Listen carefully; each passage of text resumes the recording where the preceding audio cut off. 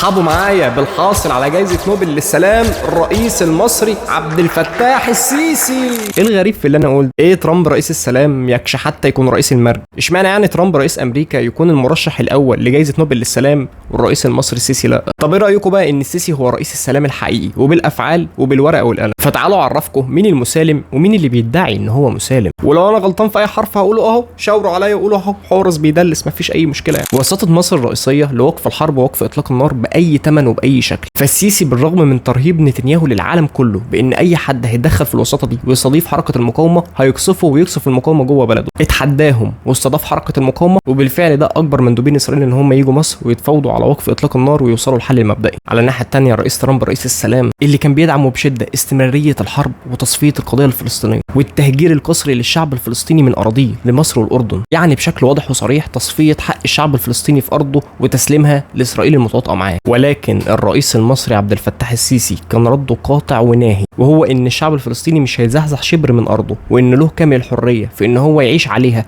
ومحدش يقدر يهجره منها. ويرفض السيسي ان هو يسافر لامريكا اكتر من مره علشان يجتمع بترامب، لانه عارف ومتيقن ان كل النقاشات اللي هتدور في الاجتماع ده هتدور حوالين ان السيسي لازم يوافق على تهجير الشعب الفلسطيني. وبعد ما السيسي رفض طلب ترامب ان السيسي يزور امريكا اكتر من مره، ترامب شخصيا يجي مجبور لمصر علشان لقى ان في تقدم في المفاوضات اللي مصر فرضتها على الحكومه الاسرائيليه باستضافتها حركه المقاومه، في ظل ما كان الشعب الفلسطيني بيعيش احلك واصعب ايام المجاعه والحصار اللي كان مفروض عليه.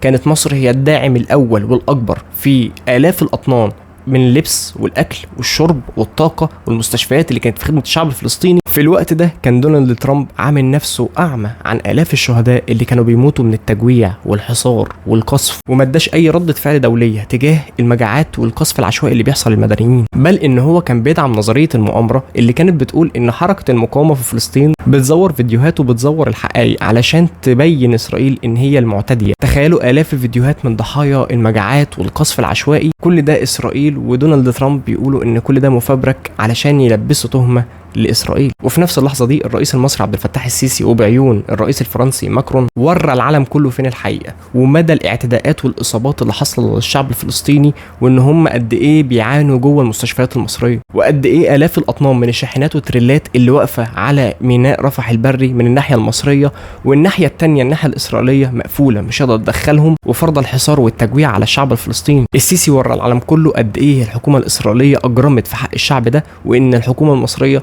ملهاش اي علاقه بالحصار المفروض عليه. ترامب رئيس السلام الرئيس الامريكي كان بيدي اوامر وبيحرض الجيش الاسرائيلي وبموافقه منه ان هو يكسف قطر وايران والشعب الفلسطيني، وبيوجه اسرائيل بكل حزم وعنف، وما كانش بيقترح اي حلول سلميه ابدا. ولكن على الناحيه الثانيه الرئيس المصري عبد الفتاح السيسي كان دايما في مكالمات دوليه مع سياسيين اتراك ويونانيين واوروبيين، دايما بيتكلم وبيجتمع بيهم على ضروره ادخال المساعدات الانسانيه، اعاده تعمير القطاع، وقف اطلاق النار وانقاذ الشعب الفلسطيني من اللي بيحصل له. السيسي فاز بجائزه شامبيون اوف بيس من مؤسسه برلمان البحر المتوسط، ودي جائزه في السلام لدور السيسي في ادخال المساعدات والافراج عن الاسرى ووقف اطلاق النار. على الناحيه الثانيه الرئيس دونالد ترامب رئيس السلام الامريكي يوضح كل نواياه السيئه على لقاء تلفزيوني وصحفي على فوكس نيوز، بيقول فيه نصا ان مفيش امل للشعب الفلسطيني ان هو يرجع لارضه بعد ما يتهجر، يعني باحتماليه كبيره مش هيرجع لها للابد. وده تناقض كبير جدا من كل الوعود اللي كان بيقولها، واللي السيسي كان متاكد ومتيقن 100% ان الشعب الفلسطيني برضه لو اتهجر